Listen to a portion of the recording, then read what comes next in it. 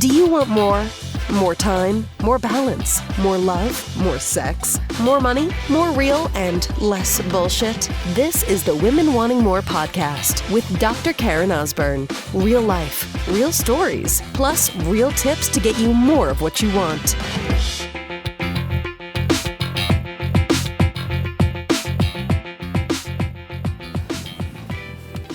So I had an interesting conversation with my boxing trainer, Rob, this morning. We always have awesome conversations.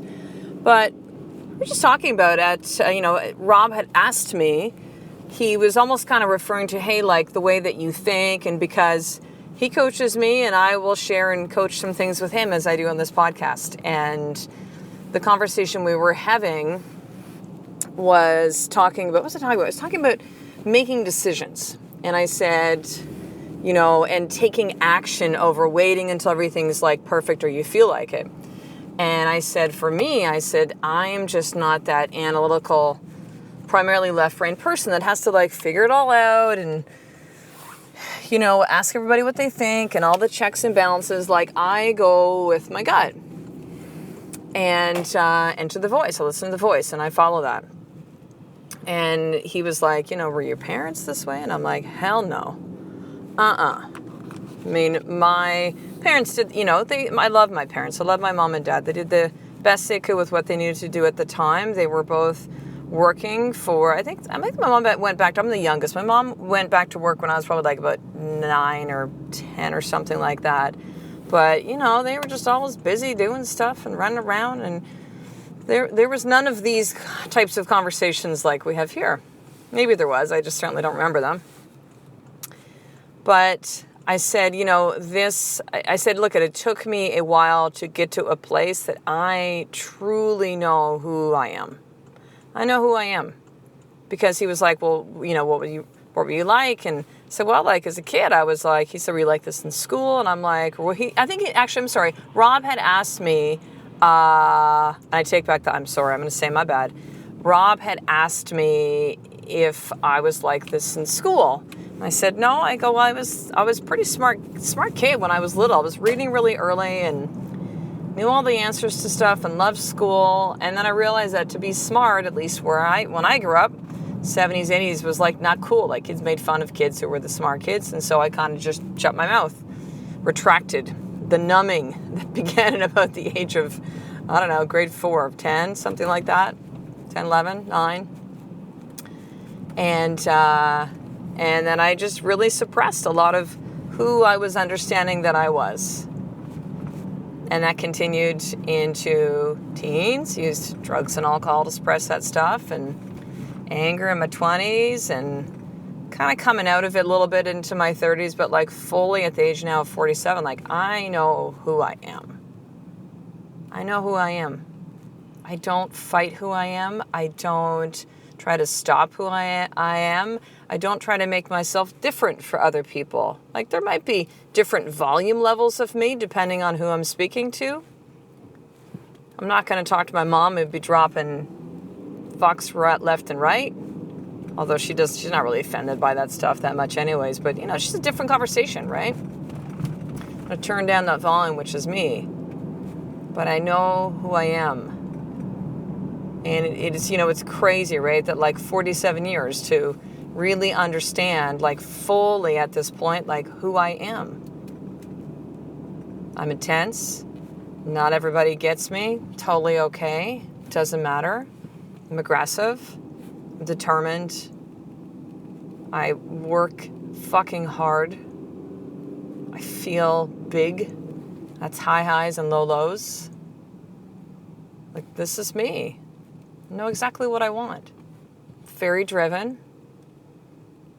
I'm bold. I'm to the point. I mean, you've been listening to this podcast for a while. You kind of understand. I mean, who I am on the podcast is who I am. It's interesting when I get on the phone with some women that are applying to coach with me. They're like, oh my God, you're just like you're on the podcast. I'm like, yeah, it's fucking me. Like, you hear me as the voice right on this podcast, but I don't put on a fucking, so how does that go? Song and dance? I don't put on a show on the podcast and make myself up to be something different than I'm not. I am who I am, right? That's it. I know who I am. And the value that comes when really understanding who you are, which back to Rob's question, which was like, no, I didn't learn this in school. And no, like my parents didn't teach me this way. Like it was a lot of deep work, a lot. Like literally, I remember being turned on to Tony Robbins. Actually, even before that, I remember reading a book called The Celestine Prophecy. And this would have been maybe like 94.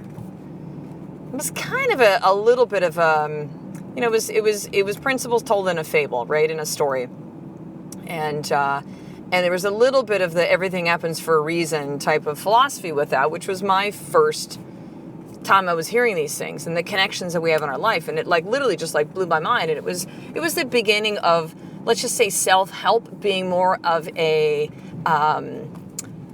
like a commonplace thing, right? Like it was like the thing. Seed of the Soul come out with Gary Zukav at around the same time. Don't Sweat the Small Stuff of Richard Carlson. If you were around my age, you will know these books. Otherwise, you're like, what the hell are these? But, there just wasn't a lot of these books coming out until around the early 90s. And so I started reading these books literally when I was like 23. I'm doing Tony Robbins like tape. Yes, that's cassette tape programs, like 30-day programs. And like I was just so full into absorbing and learning and understanding. And then, chiropractic college, actually, even before that, working for my brother as a chiropractic assistant, going to seminars and being turned on to this new way of thinking, these principles. I was like, oh my God, this is like the most amazing thing ever. And starting to realize that I can create my life. Now, it was from there, started from the age of 23, reading Stephen Covey's books, age of 23 to now 47, 23 years. And the cool thing about women that coach with me is like, I can save you so much fucking time. Like, you don't have to go down the path. It doesn't have to be like, oh my God, I just started like understanding this way of thinking. And are you telling me, Karen, it's going to be like 23 years until I understand who I am? No, because you're listening to this podcast. You're already on a fast track with that. And those that apply to coach with me for my live event, one-on-one, group, like, holy shit, let's just, we collapse time. Right? We collapse time. I can teach you how to do these things and save you so much time and energy and money. And no regrets.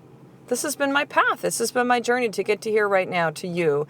And for me to say, again, at the age of 47, like, I totally get who I am, accept who I am. I'm more than fucking enough. I embrace every piece of me. Is it still difficult some days? Of course. Do I still not feeling like doing the work some mornings? Of course. As I said to my trainer, Rob, today, I don't know what we were talking about, but I think we said something like, we're not going to spar today because he's not feeling. He's like, sometimes I just don't do things, I just don't feel like it. And I go, well, if we never do things that we never feel like doing, we'll never fucking do anything. He's like, yeah, that's kind of true. It's because I didn't feel like coming here this morning. It's cold this morning. It's not that cold, but I'm used to Victoria now. It's like, +2 to me in the morning feels like really fucking cold. I'd rather stay in bed a lot of mornings if you really want to know the honest truth. But why do I get up? It's not because I'm disciplined. It's not because I have some kind of a super freak gene there. Somehow my DNA is different. It's because I know what I want. It's because I know why it matters to me. See, I know that having this time to take care of me will help me show up as a better wife to my husband, my King Ed. It'll help me show up as a better mom.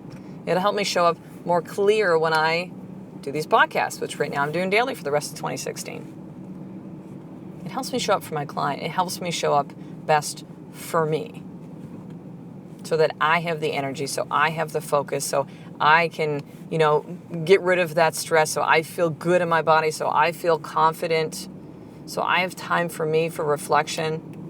See, the deep work continues, sisters. So although, again, it's been 24 years, so since the age of 23, 24 years that I began this journey, like, it doesn't stop. There's no finish line, as my coach Satema would say. There's no finish line. And that's amazing. You don't want there to be an end. Who wants there to be an end? Now, I haven't really watched TV for a long, long time. That's when I will watch, like, Modern Family on Apple TV, or reruns of things like every once in a while. But you know what it was like when your favorite TV show ended? You're like, I wanted to keep on going. That's your fucking life. That is your life. This whole process of life, purpose is whatever you want your purpose to be. It's whatever you say that the purpose of your life is. But I believe the reason that we are here on the planet is, yes, for contribution, is for giving back, is for really discovering our gifts. And we will never understand that if we don't first understand who we are. So here's your more tip for today. I actually did a similar exercise to this. So I want you to open up your journal and write I am at the top and just start writing for 10 minutes. See, if you don't start doing stuff like pen to paper, if you just keep it in your head, like, you need to get it out, right? You need to get it onto paper and really start to understand better of who you are. This might seem like kind of a very trite exercise and like whatever, but I'm telling you, if you do this and even just like daily over the next 7 days, 21 days, 30 days, like, the only way you're going to discover things about yourself is if you actually begin to do the work. I can't do it for you, and nobody else can. It's on you, sister. It's on you. And what I want you to do right now is to really understand the story of 6 women who got to understand who they were, who they are further by being at my first Women Wanting More live event. So you're going to head over to drkarenosborn.com/live event, enter in your name and email, and you'll get immediate access to watch the live event movie. It's just a little bit under 7 minutes. You're going to then have an opportunity to watch the videos, interviews of me with 5 of the 6 women that were there 4 to 6 weeks after. So really see, like, how have the results continued after these 2.5 days that we spent here where I live in Victoria, BC, just really intense, getting so clear on what they want, why it matters, and all the tools and who they are.